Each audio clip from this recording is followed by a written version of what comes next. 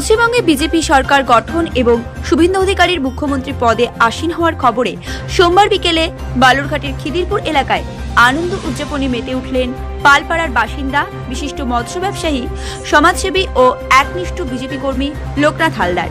তার উদ্যোগে পথ চলতি মানুষ ও স্থানীয় বাসিন্দাদের লাড্ডু খাইয়ে মিষ্টিমুখ করানো হয়।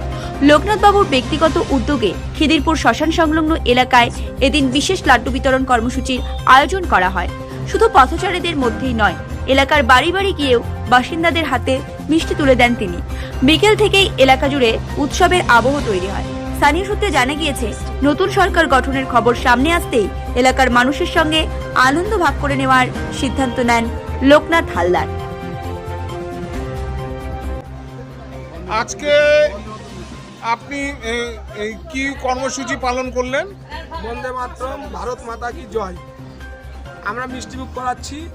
বিজেপি সরকারে এসছে, শুভেন্দু অধিকারী মুখ্যমন্ত্রী হয়েছে, সেই খুশিতে আমি লাড্ডু মিষ্টিমুখ করাচ্ছি। আপনার নাম?